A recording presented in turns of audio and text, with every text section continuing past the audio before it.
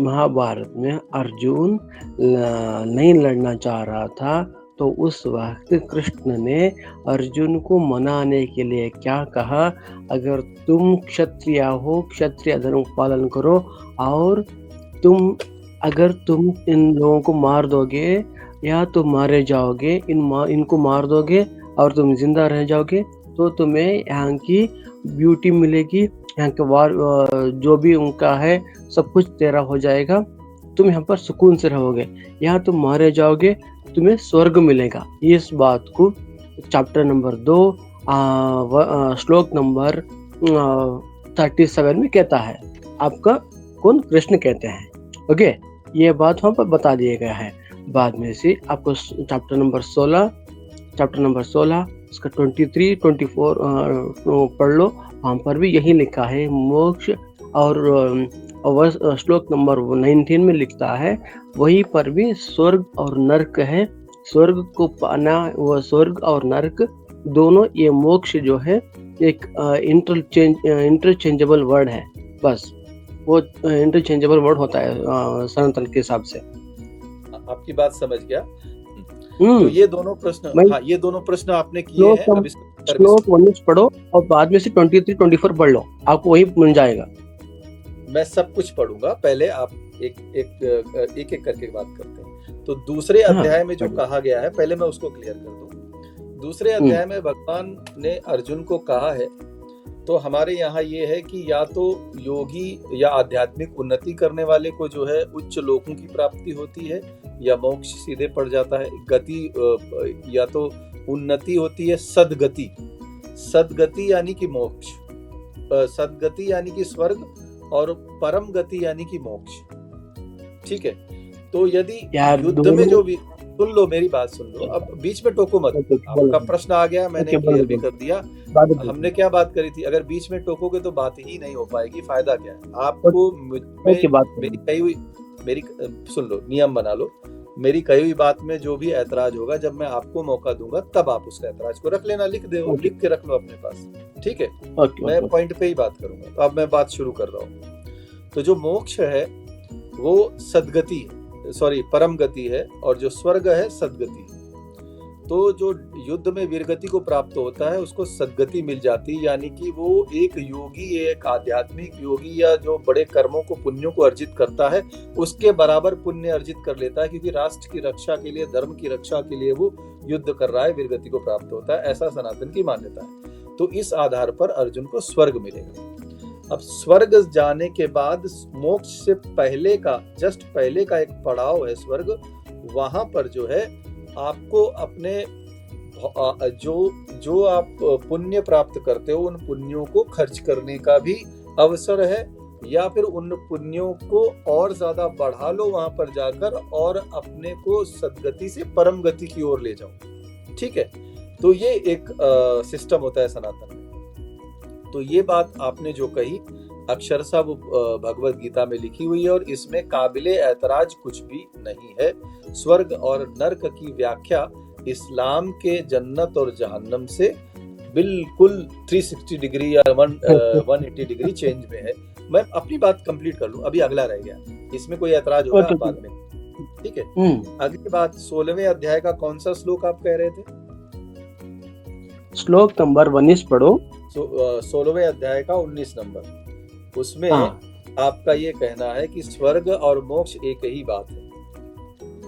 स्वर्ग हम पर क्या क्या लिखा है? आपको अगर आप ये काम नहीं करोगे तो तुम्हें नहीं मिलेगा स्वर्ग, ये लिखा गया है। और आगे बढ़ते हुए क्या कहता है? अगर तुम्हें मोक्ष प्राप्त करना है तो तुम्हें वेद और धर्म शास्त्र का पालन करना है। आपका प्रश्न मैं समझ गया, मेरी बात सुनो। लिखा हुआ नान्यम गुणेभ्यम कर्तारम यदा दृष्टनुपश्यति गुणोभ्याश्च वरम वेत्युम मद्भावम सोऽधिगच्छति। जब कोई यह अच्छी तरह जान लेता है कि समस्त कार्यों में प्रकृति के तीनों गुणों के अतिरिक्त अन्य कोई कर्ता नहीं है, और जब वह परमेश्वर को जान लेता है तो इन तीनों गुणों से परे है, कि जो इन तीनों गुणों से परे है, तो वह मेरे दिव्य स्वभाव को प्राप्त हो जाता है। यहाँ पर मोक्ष को प्राप्त करने के लिए क्या दिव्य ज्ञान जब प्राप्त होता है उसकी बात हो रही है। तो ये मोक्ष की बात हो रही है, स्वर्ग की बात नहीं हो रही है। तो स्वर्ग और मोक्ष को एक कैसे कर दिया आपने? स्वर्ग और अब मोक्ष एक ही है। स्वर्ग और मोक्ष एक ही है। अगर आपको आप साबित करने के लिए आप कुछ बताएंगे हमको? साबित करने के लिए कोई दलील देंगे? मैंने तो कहा कि स्वर्ग और मोक्ष दोनों अलग अलग स्टेट्स हैं। मोक्ष से ठीक पहले सद्गति होती है, वो स्वर्ग है। Let me complete. और परम गति मोक्ष है। यहाँ पर अध्याय 16 के 19वें श्लोक में फिर से मैं पढ़ देता हूँ। जब कोई यह अच्छी तरह जान लेता है कि समस्त कार्यों में प्रकृति के तीनों गुणों के अतिरिक्त अन्य कोई करता नहीं है, यानी तमस, रजस और सत्व, सांसिद्धिक, वैकृतिक और प्राकृतिक, इन गुणों के अलावा बाकी चीजें किसी कर्म के लिए जो है नियंता होती ही नहीं है। जब ये अंतर यानी आध्यात्मिक उन्नति इतनी हो जाएगी कि इस अंतर को जो जानने लगेगा, वह व्यक्ति मोक्ष का अधिकारी होगा, और वही व्यक्ति परमेश्वर को जान लेगा जो इन तीनों गुणों से परे है। यानी परमेश्वर भी इन तीनों गुणों से परे, यानी परमेश्वर को किसी भी तरह का इंद्रिय जो है उसमें नहीं जोड़ा जा सकता है, तीनों गुणों में नहीं जोड़ा जा सकता है, उससे भी वो परे है, यानी कि उससे भी कहीं अलग है। ये सब हम मनुष्यों, देवी देवताओं के लिए सारी चीजें आती हैं, परमात्मा के लिए नहीं आती हैं। तब वो मोक्ष को जान लेता है। इस स्टेट में जब सब पहुंच जाता है व्यक्ति, तो मोक्ष का अधिकारी बन जाता है। तो यहाँ पर मोक्ष की बात की गई है, स्वर्ग की बात नहीं की गई है। अब मैं एक आपको टास्क देता हूँ, आप ये सिद्ध करें मोक्ष और स्वर्ग एक ही है। बताएं जरा, कहाँ से सिद्ध करेंगे आप? हाँ, सिद्ध करेंगे। पहले मुझे ये बताइए, मैं जो श्लोक दे रहा था उसके बारे में क्या कहते हो, वो बताओ ना पहले। श्लोक के बारे में 16 नंबर दिया, चैप्टर 16 नंबर का बताया नहीं आपने? 22, 23, 24 का नहीं बताया तूने? वो बताओ ना। नंबर बता दिया, 22, 23 भी बता देता हूँ। हाँ, आगे पढ़ते जाओ ना यार। त्रिविधम नारकस्येदम, रुको, त्रिविधम नारकस्येदम द्वारम नाशनमात्मनः कामं क्रोधस तथा लोभस तस्मादेतन्ययं त्यजेत। इस नरक में के 3 द्वार हैं, काम, क्रोध तथा लोभ। प्रत्येक बुद्धिमान व्यक्ति को चाहिए कि इन्हें त्याग दे, क्योंकि इससे आत्मा का पतन होता है। तो यहाँ पर तो 21 नंबर में तो नरक की बात की गई है कि जो काम, क्रोध, मद, लोभ, मोह, ये जो 5 प्रकार के जो विकार होते हैं, जिसमें कि गुस्सा हो गया, जिसमें कि जो चोरी हो गई। मुझे पता है, एक्सप्लेनेशन जरूरत नहीं है, आगे बढ़िए। उसके बाद का क्या कहा गया है कि ऐतैर मुक्तम कौन्तेयम तमो द्वार निर्विधः आचारत्यात्मनः श्रेयस्तनो याति पराम गतिम। तो यहाँ परम गति की बात हो रही है। हे कुंती पुत्र, जो व्यक्ति इन तीनों नरक द्वारों से बच जाता है, वह आत्म साक्षात्कार के लिए कल्याणकारी कार्य करता है। इस प्रकार क्रमशः परम गति को प्राप्त होता है। यहाँ पर मोक्ष की बात हो रही है। हाँ, परम गति को ही पाएगा, अर्जुन को कहा गया है। अगर वो लड़ेगा तो वो परम गति को ही पाएगा, लिखा गया वहां पर। कहाँ लिखा हुआ है? दूसरे अध्याय में वो स्वर्गादि लोकों को पाएगा, ऐसा लिखा हुआ है। परम गति नहीं लिखा हुआ है। परम गति यानी कि मोक्ष, स्वर्गादि लोक जो है, यानी लोग दिखाओ। कौन सा आप बताओ? दूसरे अध्याय के किस श्लोक में आपको है शिकायत? अध्याय नंबर मैं बताया 28 रहेगा, देखो अध्याय नंबर 28 और 20 है। अरे गीता में 18 अध्याय ही है मेरे भाई, अध्याय 28 कैसे हो जाएगा? 2 का 28, 28। हाँ, 2 का 28, ऐसा बोलो ना भाई। 2 का 28 ये रहा। अव्यक्तादीनि भूतानि व्यक्ता मध्यानि भारतः अव्यक्तानि दानेव्यम तत्र का पारिदेवनः।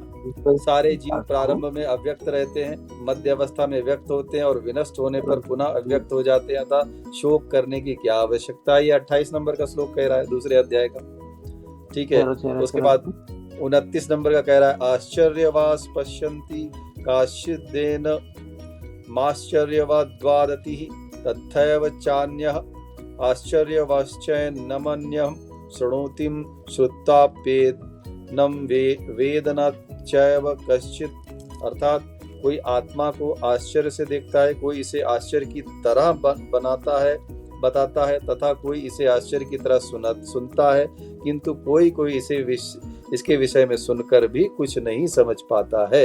ये कहा जा रहा है यहाँ पर आत्मा की बात हो रही है, मोक्ष की बात या स्वर्ग की बात तो नहीं है इन दोनों श्लोकों में। अध्याय 2 श्लोक संख्या 28 और 29 पढ़ दिया मैंने। अब बताओ और कौन सा पढ़ूं?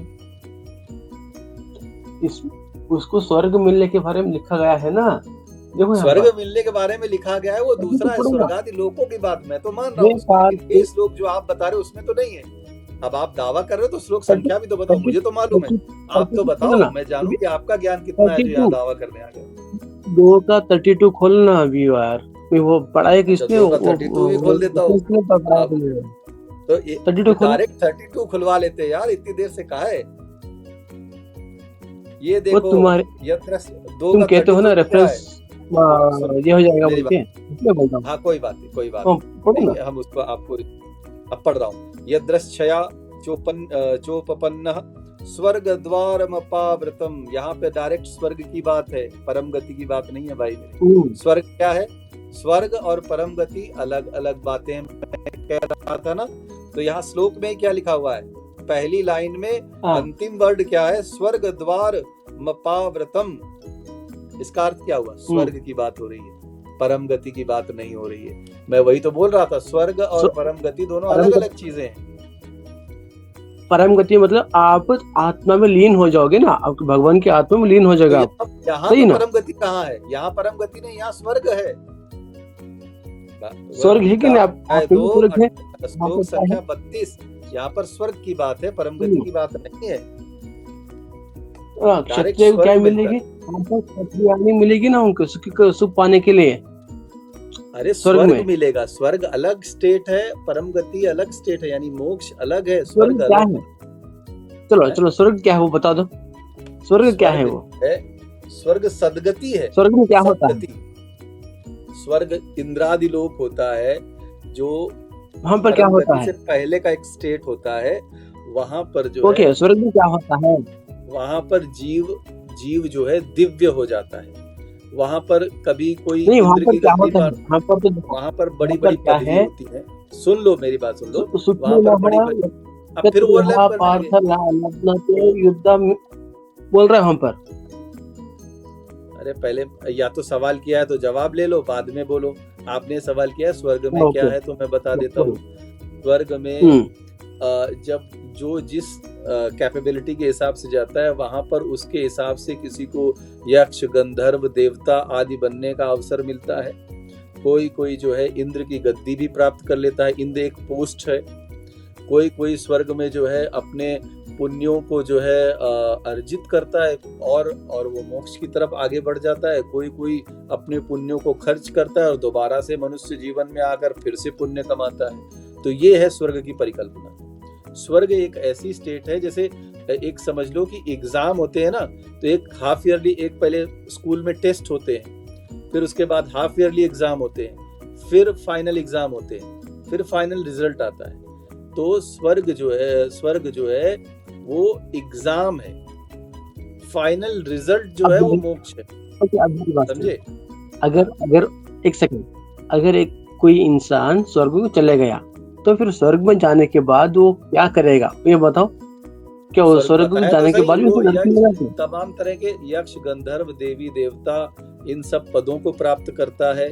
तो उन पदों को प्राप्त करके उन पदों की गरिमा को लेकर जीवन वहां पर जीता है, जिससे कि उसका जो है उसके सारे पुण्य उसी में खर्च हो जाते हैं। या फिर जो है उन पदों को नहीं लेता, उनको त्याग देता और वहां पर भी आध्यात्मिक उन्नति के लिए जो है तप करता है, तो वो जो है वहीं से आगे बढ़ जाता है, मोक्ष की तरफ चला जाता है। ये है स्वर्ग का मतलब। तो फिर सनातन के हिसाब से स्वर्ग में जाकर भी वो गुनाह कर सकता है, वो भी वहां पर भी गलत कर सकता है। नहीं, स्वर्ग में जाकर गुनाह पाप पुण्य से मुक्त है। स्वर्ग पाप पुण्य से मुक्त है। स्वर्ग में क्या होता है? आध्यात्मिक उन्नति के लिए। सुनो मेरी बात सुनो। तब क्यों कर रहा है? अरे तब इसलिए कर रहा है क्योंकि उसको मोक्ष चाहिए। अभी मोक्ष के लिए कोई उतना उसके पास जो फ्यूल चाहिए था उतना फ्यूल नहीं है, थोड़ा सा फ्यूल कम पड़ गया है, तो वो मोक्ष के लिए तप करेगा ताकि वो जो है स्वर्ग में भी आपके पॉइंट्स होंगे, तो पॉइंट्स का मतलब नेगेटिव होंगे, पॉजिटिव भी होंगे। वो पॉइंट्स अब वो पॉइंट्स पाप पुण्य की शक्ल में नहीं है। सुनो मेरी बात, जो पॉइंट्स होंगे, पॉइंट्स बिल्कुल होंगे, लेकिन वो माइनस और प्लस जो पॉइंट्स होंगे वो पाप पुण्य की शक्ल में नहीं होंगे, वो आध्यात्मिक तो फिर क्या होंगे, वो गति के रूप में होंगे, आध्यात्मिक उन्नति के रूप में होंगे। जैसे आप ये समझ लो, जो कोई, आप ध्यान से दर्शक भी समझेंगे, आप भी समझो, जैसे एक तपस्वी है, अगर वो तपस्या कर रहा है तो उसने जो है संसार से विरक्ति कर ली है, तो वो पाप पुण्य से मुक्त हो गया, वो केवल अपने लिए तपस्या कर रहा है, अब ना अच्छाई से उसको मतलब है ना बुराई से मतलब है, केवल भगवान की भक्ति में लगा हुआ है, संसार से विरक्त हो गया, ठीक है। तो भगवान की भक्ति करते करते करते करते करते उसको जो है पुण्य प्राप्त होते हैं, मोक्ष के लिए जो है उत्तरदायी हो जाता है। उसी तरह से स्वर्ग में पहुंचने के बाद या तो जो है आप देवी देवताओं में शामिल हो जाओ, और उन जैसे जैसे जिस पोस्ट को आप प्राप्त करोगे उसके हिसाब से आपके पुण्य वहां पे खर्च हो जाएंगे, और उस पोस्ट की जितनी अवधि होगी उतनी अवधि तक उस पोस्ट में रहकर उसका जो है उसके अधिकार क्षेत्र को प्राप्त करके आप आनंद की अनुभूति करते रहोगे, और जैसे ही वो समय समाप्त हो जाएगा नीचे गिर जाओगे। एक ऑप्शन ये है। दूसरा ऑप्शन ये है कि आप पोस्ट न लो, उस पोस्ट को ठुकरा दो और आप तपस्या करो, जैसे कि ऋषि मुनि यहाँ पर तपस्या करते हैं, और जो है और अपनी फ्यूल को और बढ़ा लो, यानी कि अपनी आध्यात्मिक ताकत को बढ़ा के मोक्ष को प्राप्त कर लो। ये है सिस्टम। ओके, इसमें बार-बार इस प्रश्न को पूछने में ऐतराज क्या है आपका, मुझे ये नहीं समझ में आ रहा। मेरा ऐतराज नहीं है, मेरा ऐतराज एक ही है, आप लोगों को स्वर्ग में जो इंसानों को मिलने वाली भलाई से आपको क्यों गलत लगता है, ये बताओ जो मुझे।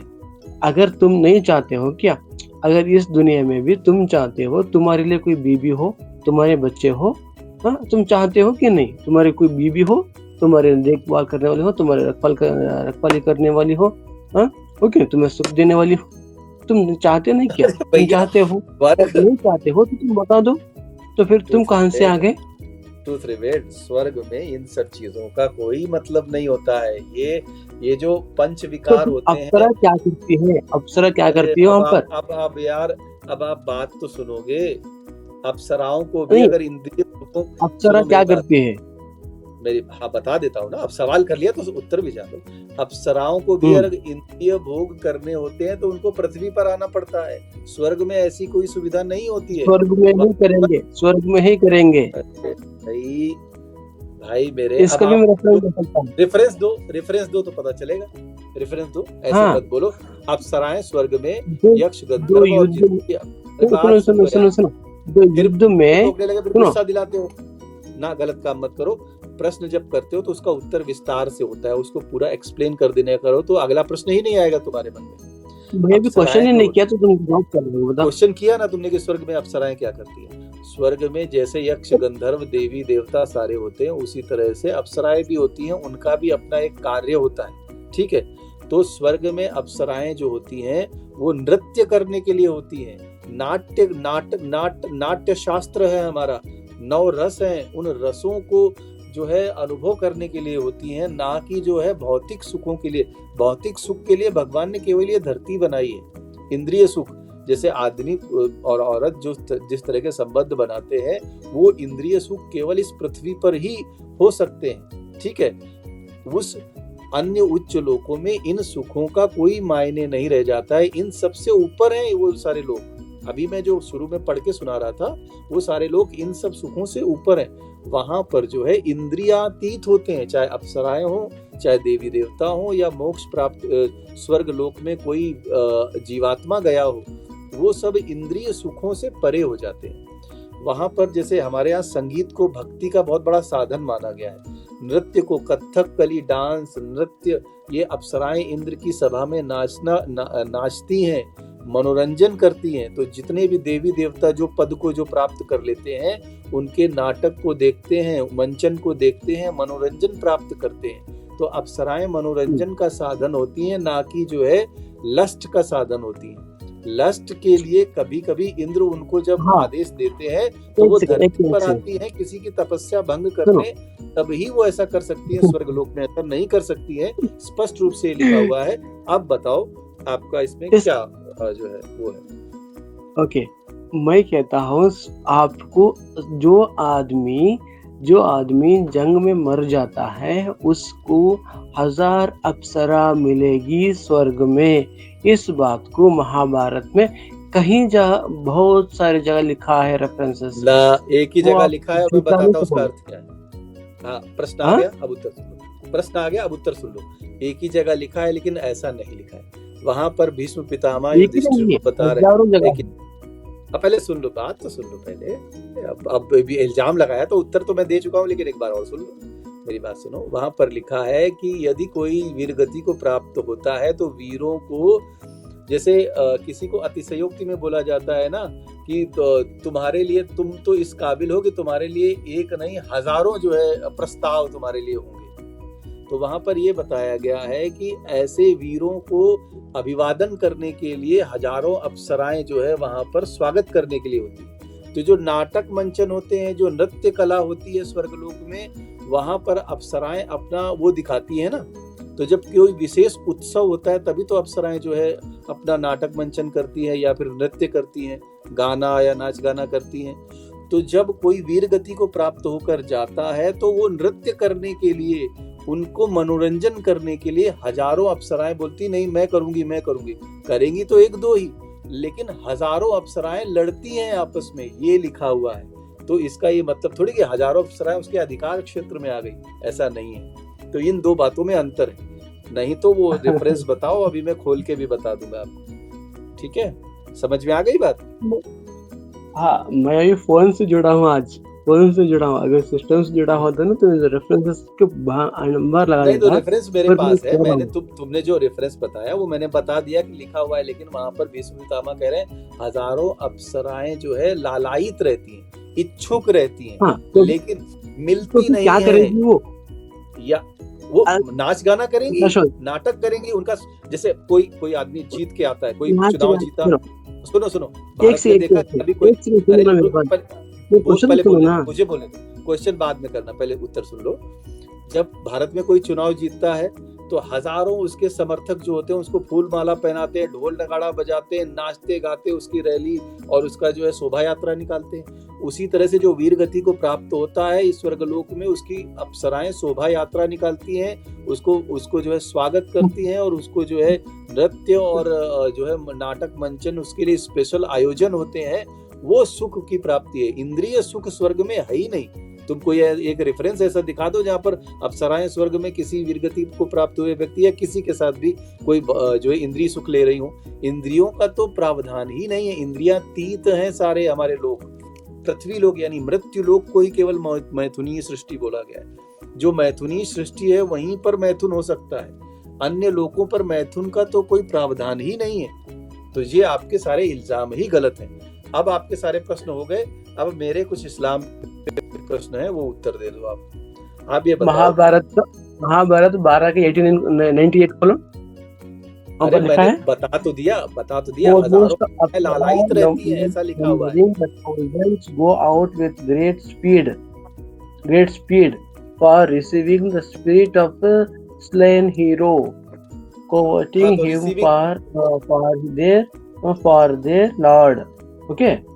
रिसीविंग का मतलब क्या हुआ? रिसीविंग का मतलब क्या होता है? रिसीविंग अभी तो मैंने वही बताया ना, रिसीव करेंगी वो तुम्हें, जो है तुम्हारा मनोरंजन करेंगी, तुम्हारे लिए ढोल नगाड़े बजाएंगी, तुम्हारे लिए नृत्य करेंगी, वो रिसीविंग है। लालायित रहेंगी कि मैं जो है ये परफॉर्मेंस। कोई कलाकार होता है किसी पिक्चर में, कोई एक्टर काम करने के लिए बोलता है ना कि इसमें मुझे काम मिल जाए, तो कोई बोलता है हजारों, एक रोल के लिए हजारों लोग आवेदन करते हैं ना, लेकिन रोल किसी एक को मिलता है। उसी तरह से हजारों अप्सराएं जो है उसके स्वागत के लिए लालायित रहेंगी, लेकिन किसी एक को स्वागत करने का मौका मिलेगा। लेकिन इंद्रिय सुख की बात तो कभी होती नहीं है। मैंने उत्तर दे दिया। देवी भागवतम सुनो। देवी भागवतम सुनो, मेरी बात। इस्लाम वर्सेस सनातन है ना, तो कुछ बातें इस्लाम पे भी हो जाए, बाद में सनातन पे चर्चा कर लेंगे, और प्रश्न कर लेना बाद में। सनातन पे आपने 4-5 प्रश्न कर लिए। चाहता हूँ आप में है, आप क्यों नहीं जानना चाहते हो? तो क्या देवी है भागवतम को पढ़ो, ये कथन सुनो। क्या है हम में, वो तो बताओ क्या है। हाँ, आप में ये है कि जो इंसान यहाँ पर वार में मर जाता है, उसके लिए वहाँ पर आपको मिलेगी पूरे अप्सरा। वो अच्छा, अप्सराएं मिलेगा आएंगी, यार ये आदमी दिमागी हजारों रूप से मिलेंगी। क्या बनूं। अरे फिर वही बात, अब मैंने एक्सप्लेन तो कर दिया, हजारों लालायित रहती हैं, लेकिन उनका कोई इंद्रिय भोग के लिए नहीं होती हैं, नृत्य कला के लिए, नाटक मंचन के लिए, उनके स्वागत के लिए, उनका माल्यार्पण करने के लिए, उनको तिलक करने के लिए, इसके लिए होती हैं। आपके यहाँ 72 हो रहे हैं बाकायदा सेक्स करने के लिए हैं, और महाभारत आदमी जो है सेक्स करते हुए थकते नहीं है। महाभारत हमारे यहाँ ऐसा कुछ नहीं है। क्या कहता है संभोग अच्छा, मुझे रिवेल, मैं तुम्हें दावा करता हूँ, अरे बोलते रहते हो, मेरी दावा तो सुन दो।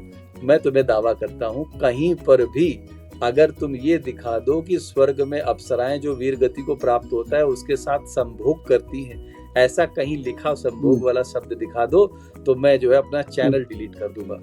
और अगर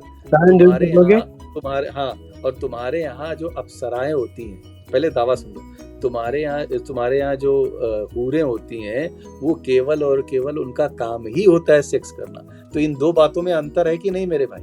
तो इसी अंतर को तो मैं बता रहा हूँ कि सेक्स करना यानी, अरे वो हमारी बीवियां हैं यार, हमारे वाइफ है। तो हमारे यहाँ तो बीवियां नहीं है ना, कहीं बीवियां थोड़ी लिखा हुआ है। हाँ, वही तो मैं बोल रहा हूँ, आपके में वाइफ नहीं है, वो एक स्लेव है, सेक्स स्लेव है। वो स्वर्ग में भी सेक्स स्लेव है, हमारे में सेक्स स्लेव नहीं है। हमारे में तो क्या है, करते हैं यार, वो वाइफ है। फिर अब बिना रेफरेंस के कोई बात मत करो, मैंने पूरा एक्सप्लेन कर दिया है। आप पहले तो अब इस्लाम पे पहले बात हो जाए थोड़ी सी। अब ये बताओ कि आप यहाँ जन्नत में 72 जो बीवियां हैं उनके साथ केवल और सेक्स करना, दारू पीना, दूध की नदियां और वो सारी चीजें होना, यही सब है कि और कुछ भी है? आध्यात्मिक रूप से कोई उन्नति है आपके यहाँ कि वहां पर कोई आध्यात्मिक बात होगी, वहां पर परमात्मा की बात होगी, वहां पर जो है भक्ति की बात होगी, या कोई ऐसी बात है? वहां पर केवल लस्ट ही तो है आपकी जन्नत में। और हमारे यहाँ अप्सराएं भी हैं तो बहुत ही मर्यादित हैं। वहां पर कहीं भी मनोरंजन की बात हो रही है, कहीं पर भी लस्ट की बात नहीं हो रही है। अब मुझे रेफरेंस बता दो, आप तो कबूल कर चुके हो, तो अब ये बताओ कि पहले दोनों में डिफरेंस क्रिएट कर देते हैं। मान लो एक मनोरंजन की व्यवस्था है, जैसे एक अप्सरा कहीं पर भी जो है एक अपने नृत्य का मंचन कर रही है, बहुत सारे दर्शक देख रहे हैं, मनोरंजन कर रहे हैं। नृत्य को, संगीत को हमारे यहाँ बहुत पवित्र माना गया, तो पवित्र रूप से जो है आत्माओं को जो है मनोरंजन मिल रहा है। उस मनोरंजन से आत्माएं जो है संतुष्टि, आध्यात्मिक और आत्मिक संतुष्टि को प्राप्त कर रही हैं। एक ये चीज अच्छी है, या फिर आपके ब्रह्म पुराण में लिखा है, टोको मत, दोनों में अंतर पूछ रहा हूँ। ये चीज अच्छी है या फिर ये चीज अच्छी है कि बस जन्नत में जाओ, कुछ और मत करो। 72 हूरे हैं, उनके साथ एक के साथ करो तो दूसरी कंधे में हाथ रख देगी, ये तो बेकार है, हमारे पास आ जाओ। फिर उसके पास जाओगे तो तीसरी हाथ रख देगी, इसको छोड़ो, मेरे पास आ जाओ। ये चीज अच्छी है, या जो मैं सनातन में है कि मनोरंजन और जो है नृत्य और संगीत को आध्यात्मिक उन्नति का रास्ता बताया गया है, दोनों में कोई कंपैरिजन है क्या मेरे भाई? अब कंक्लूड कर दूं थोड़ा सा हमारी बातचीत को, और भी लोग नीचे जुड़े हुए हैं, उनको भी लेना है। मैं कंक्लूड ये कर रहा हूँ कि देखिए, इस्लाम में तो रिवेल ने भी ये एक्सेप्ट किया कि वहाँ पर जन्नत में उनकी 72 बीवियाँ होती हैं, और उनकी यहाँ वाली बीवी उनकी 72 बीवियों की सरदार होती है, उनके साथ वो सेक्सुअल प्लेजर लेते हैं। ठीक है, तो सेक्सुअल प्लेजर एक जो है निकृष्ट कार्य माना गया है, जो कि स्वर्ग या जन्नत जैसी जगह पर। सुन लो मेरी बात, लेट मी कंप्लीट। हाँ, नो आप ठहरो, जिस तरह से तुम कह रहे हो sexual pleasure is bad thing, इसका मतलब है जो तुम्हारे माँ बाप पैदा किए, उन्होंने गुनाह किया था क्या, इसलिए तुम पैदा हो गए, तुम गुनाह से पैदा हो गए तुम? नहीं, ये बोलना चाह रहे हो? तो फिर संतान उत्पत्ति के लिए जो है एक पवित्र संतान उत्पन्न करना एक पवित्र कार्य होता है। लेकिन सुनो, तो संतान उत्पत्ति ही नहीं है ना खाली। अरे भाई प्लेजर भी तो है। जब पूरा बात सुनो, वो प्लेजर नहीं होता है संतान उत्पत्ति के क्यों लिए। प्लेजर नहीं होता? पति पत्नी में प्रेम होता है, प्लेजर नहीं होता है। और जब 72 हो वहाँ पर प्लेजर होता है। प्रेम क्यों करते? 72 होती है तो वहाँ प्लेजर होता है। पति पत्नी एक दूसरे के साथ में अंतर है। प्रेम क्यों करते हैं? प्रेम में और प्लेजर में अंतर नहीं समझ में आता तुमको? अरे वो एक दूसरे में प्रेम क्यों करते हैं ये बताओ ना मुझे, क्यों करते हैं वो? प्रेम जो है निस्वार्थ भाव से किया जाता है। उसमें ना देह की इच्छा होती है, त्याग की इच्छा जहाँ होती है उसको प्रेम कहते हैं, और पाने की इच्छा जहाँ होती है उसको लस्ट कहते हैं। तो वहां पर जन्नत में पाने की इच्छा है इसलिए वो लस्ट है।